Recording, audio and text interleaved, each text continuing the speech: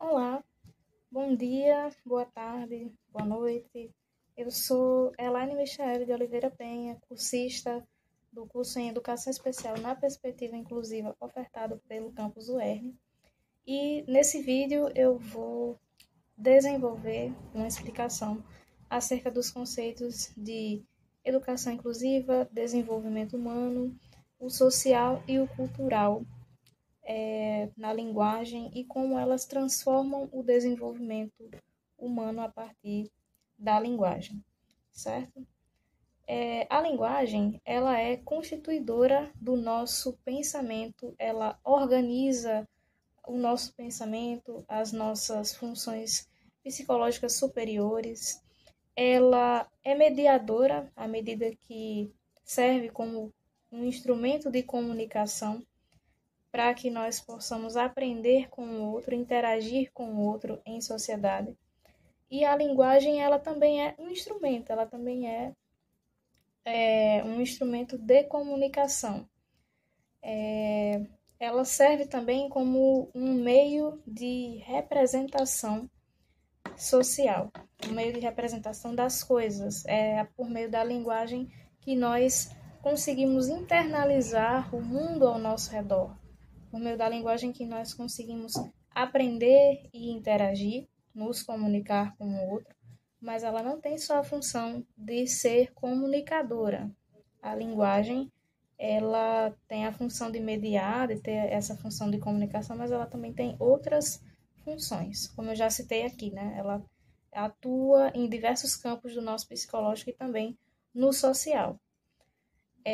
E ela serve como representação das coisas, porque a partir do momento em que nós saímos da inteligência prática, ali por volta dos 2 anos, 3 anos de idade, e começamos a aprender a linguagem, começamos a aprender a falar, a linguagem ela se torna representativa das coisas e constituidora do nosso psicológico, porque os objetos não passam mais a ser apenas objetos, eles passam a ter nome e a significar coisas.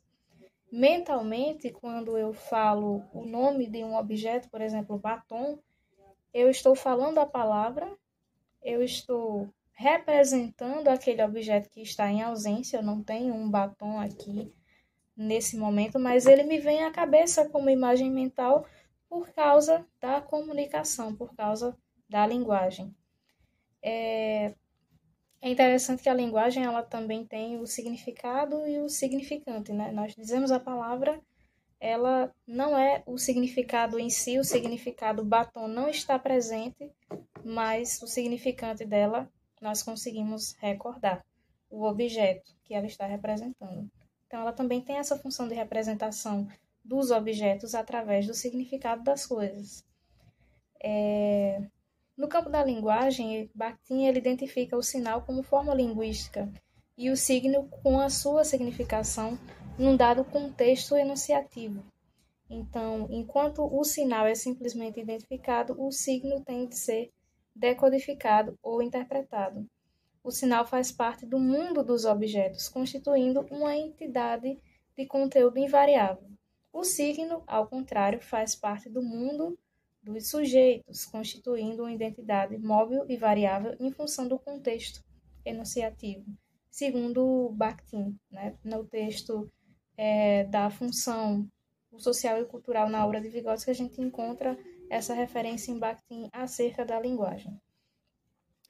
E aí, a linguagem ela tem essa dupla função semiótica, né? Além dela ser o signo da gente falar a palavra, ela vem representar esse objeto. Tanto no exemplo do batom que eu falei, como no exemplo da cadeira que nós vimos ao longo das aulas. Quando nós falamos cadeira, nós associamos a palavra, o som cadeira, ao objeto que ela está representando. E as palavras, elas são instrumento porque fazem justamente essa mediação pelos signos. Elas fazem mediação entre as palavras, os símbolos, eles representam coisas. Fazem essa mediação pelo outro, porque através dessas palavras, símbolos e coisas, conseguimos comunicar ao nosso semelhante e conseguimos aprender com ele e ter essa interação social, essa troca. para Vygotsky, a internalização, que é a aprendizagem, só consegue acontecer por meio da socialização e por meio da instrumentalização a partir da linguagem.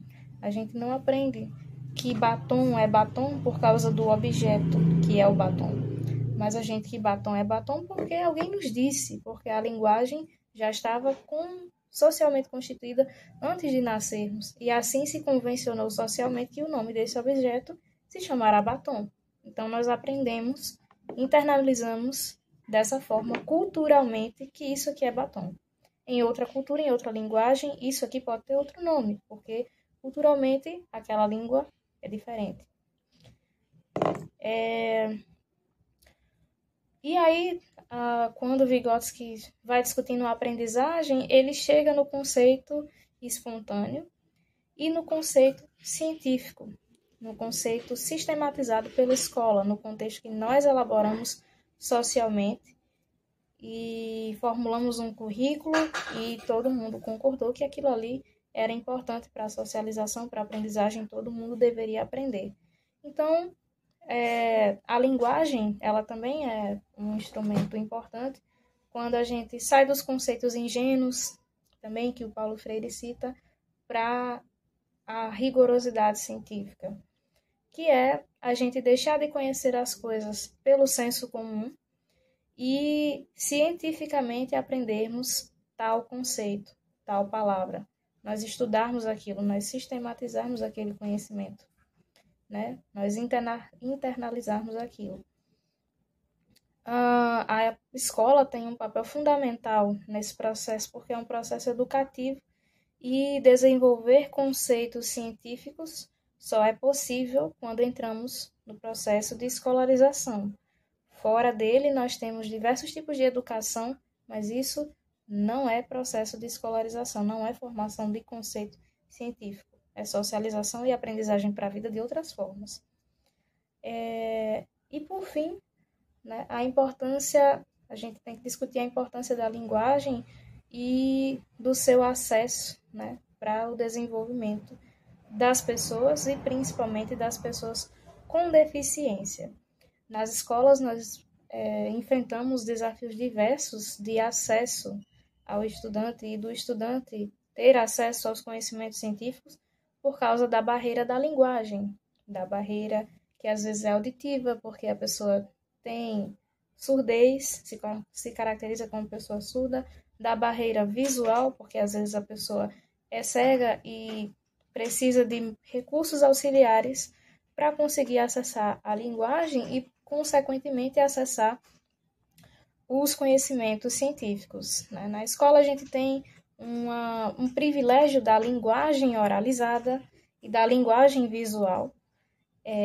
Então, pessoas com deficiência frequentemente enfrentam desafios e barreiras de acessibilidade à linguagem e ao conteúdo e à socialização, inclusive. Muitas crianças nas escolas não conhecem a Libras e, portanto, ficam à mercê do intérprete, quando tem o intérprete, ou à mercê de aplicativos, como o Expressia, que é comunicação visual, né, para pessoas que não conseguem falar, pessoas com autismo que não desenvolveram bem a oralidade ou estão em processo de desenvolvimento de oralidade.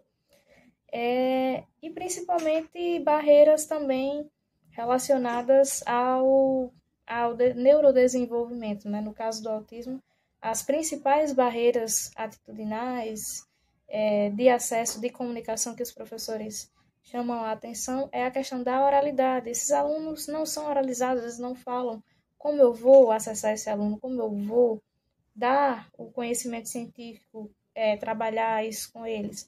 Então, é preciso que o professor acesse o aluno, ele procure um meio para que esse aluno consiga desenvolver as suas habilidades comunicativas na escola, seja por meio do tátil, do braille, da Libras, da comunicação assistiva, né, da tecnologia assistiva e da comunicação alternativa.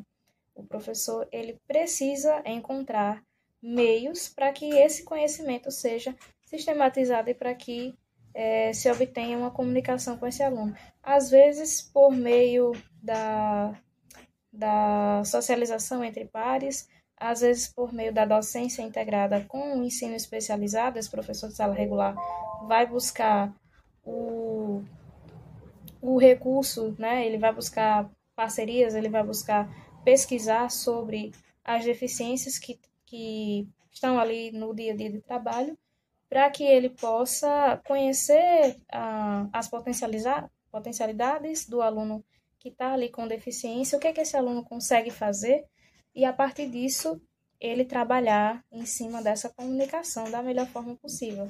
Esse conceito, né, inclusive de acessar a linguagem e trabalhar a partir do que o aluno consegue fazer, é o conceito de zona de desenvolvimento proximal que o Vygotsky falava, né? A partir daquilo que o aluno consegue fazer sem ajuda ou com ajuda, ele conseguir acessar a aprendizagem e expandir o seu conhecimento, expandir as suas funções psicológicas superiores e expandir sua consciência, seu psicológico. E isso só pode ocorrer através da mediação, da interação do professor com esse aluno, do conhecimento dele das potencialidades, do diagnóstico dele ali na aprendizagem, né? Não falo de diagnóstico médico, diagnóstico medicalizado, mas sim diagnóstico de aprendizagem para se medir o que esse aluno é capaz de fazer, para que ele possa trabalhar a partir disso, né? Fazer um diagnóstico inicial das potencialidades e aprendizagens do estudante. E acho que concluímos aqui o nosso tema, né, do desenvolvimento da linguagem. Ela pode ser acessada de diversas formas. Existem diversos tipos de representação de linguagem, inclusive, né? Nós temos línguas diversas, espanhol, inglês, temos a língua oralizada, temos a língua visoespacial, que é a Libras, temos a língua tátil, que é o Braille, e o audiovisual, audiovisual não, temos o auditivo, né, no caso do suporte a pessoas com deficiência visual, com cegueira, e temos um crescente número de tecnologias assistivas no caso de outras deficiências. Temos aplicativos, temos softwares, temos tablets, o aplicativo Expressia, que é de comunicação alternativa e ampliada.